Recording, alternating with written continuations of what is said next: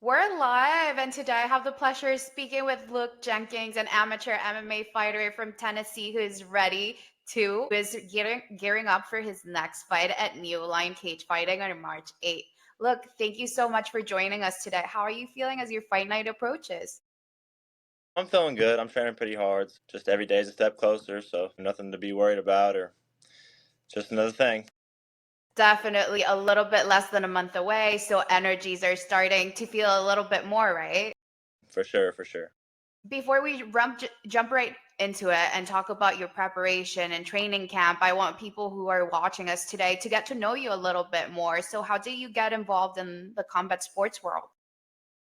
Pretty recently, actually. Long story short, my buddy wanted me to watch this UFC card with him, and then it was pretty much history from there. So I've been training about 10 months now. So around the fight time, will be coming up on a year.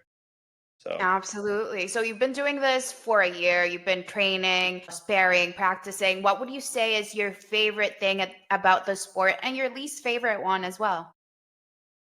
my favorite thing about it would probably just be it's definitely an art, whether you're doing jiu-jitsu or kickboxing or whatever. There's always a next level, there's always another step, something more to learn, even for professional guys. There's always things to learn, and always it's just build, build, build, build, build. You're never going to reach the top. So that's what I like about it. And then I guess what I would dislike about it is it's a lot of hard work. The fight camp that I've been in is I mean, I've been an athlete my whole life, and the fight camp I've been in is much harder than any other sport I've ever participated in. So Absolutely. Fight camp can definitely be grueling. So talk to us a little bit about what does your typical training day at camp look like? So obviously, I get there. We do a pretty extensive warm up, and then we'll do some drilling, just some counter stuff, just some light, stuff like that. And then we'll get into a few rounds of sparring, and then pad work, and then a normally like a circuit afterwards, just for cardio. And then anything else I do, outside, whether that's running, daily running, or treadmill, or just bag work or anything like that. In comparison to other previous training camps, how would you say this one differs from them? Well, this is my first fight, so I've never really had like a hard training camp like this. But I had a previous tournament that I trained for, but this one is definitely much, much, much harder for sure.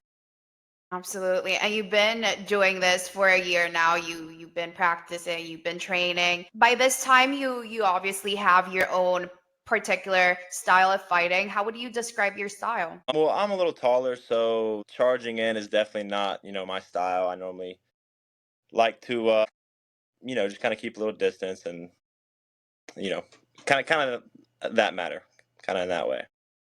Absolutely. So you're definitely gearing up for this upcoming fight. You have your opponent. Have you made any research on your opponent? Maybe watched a couple tapes and made a strategy based on that?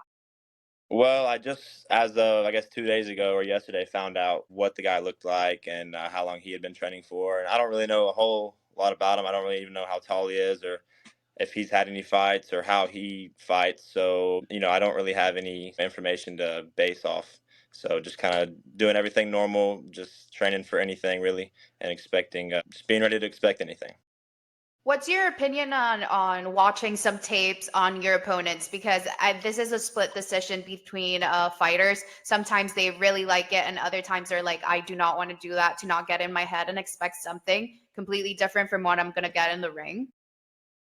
For sure. So, I mean, definitely confidence plays a huge role when you're stepping in the ring or the octagon, or really just in any situation, any athletic situation. So, with previous sports that I've played, watching film is definitely a big part because it's definitely a big, part in preparation.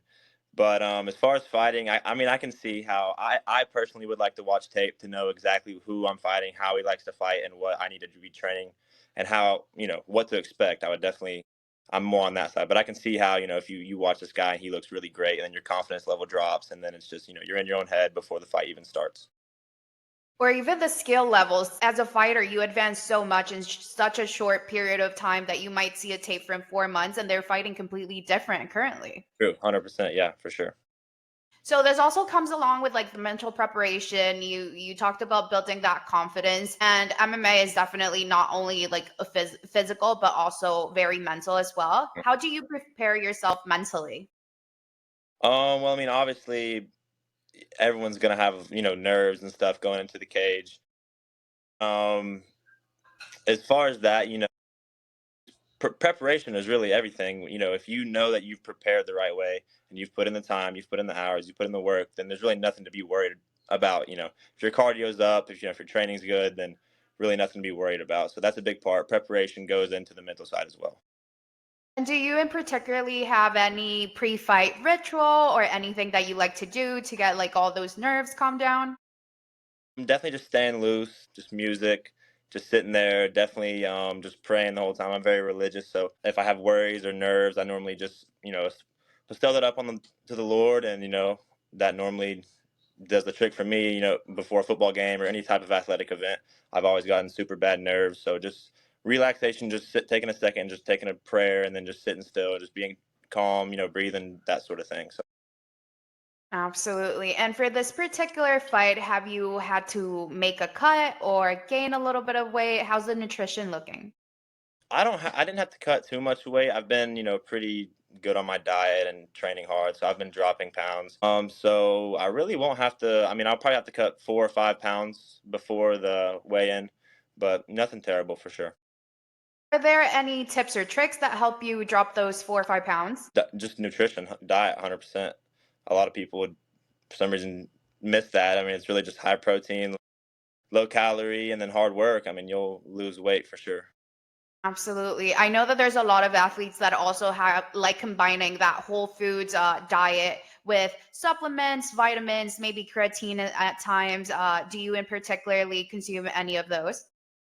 I don't. The only supplements I might take are like vitamin B and like beets, just and vitamin D, just for like blood flow and stuff like that. But I don't take creatine because for me right now, where I am trying to lose, water weight and a little bit of fat, if I am on creatine, that's just going to hold more water weight on me. So I am not taking any of that right now. Absolutely. And let's say it's after the fight. What do you eat right after a fight, or do you stay like all throughout this time, super clean diet? I mean, I haven't had to, like make super, hard restrictions, but my diet's normally pretty good 24/7, throughout the year. But definitely, I'll definitely have a nice meal after the fight for sure. Absolutely. Well deserved after so much work Mhm. put in. And look, I also wanted to know who inspires you to keep on going and being so resilient in such a demanding sport like MMA. Well, my dad's has always been a big part of who I am and just hard work. And he's always, set a high standard for me. So definitely my dad. And then my closest friends, always have high expectations for me as well. And they're always hyping me up and stuff. And if there's a day where I'm like, I don't want to train or I don't want to do this, I just think about my dad, think about my friends. I'm like, they're expecting me to do this. That's the standard. So I'm doing it for myself, but I'm also doing it for them. Absolutely. And always behind a great fighter, there's always a great support system, either being like coaches, team, family members, friends. It's mostly like a group work, everyone is uplifting each other up. For And sure. Luke, when it comes to after the fight, how does your recovery process has been? Because you have a couple of fights under your belt. How does your recovery process look like? Do you do anything in particular? Well, it kind of all depends on how, you know, the fight is going to go. If I get pretty, beaten, banged up, obviously I'll take a few days, recover, ice bath, stuff like that. But, if I go in there and, make quick work of it, or, neither of us get really beat up or anything like that, the recovery shouldn't be too bad. So if there's no injury, you're practicing right the next day. Yeah, for sure. Absolutely. And new line cage fighting is definitely a big opportunity. And I'm sure you even have bigger aspiration. So where do you see yourself in the next couple years? It really just depends, honestly, with school and football and also fighting. It just really all depends on how everything goes. So, honestly, like set goals per se, but if fighting is going great, I'm gonna keep on continue to do it. So that's kind of where I'm at. And do you have any other fights lined up for 2025, the rest of the year, or just going as it comes? Not like set, no, but I would like to have another fight. Around summertime, July, June, maybe. Absolutely, and we'll surely be staying tuned. And lastly, Luke, as a younger fighter, what kind of advice would you give that newer generation of fighters that are just starting their amateur careers?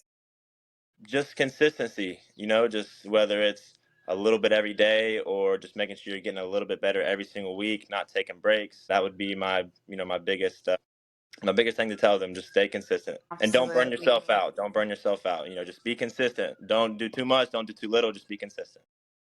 It's all about finding that right balance from time management to how much you're exercising. The sports is all about balance, right? For sure.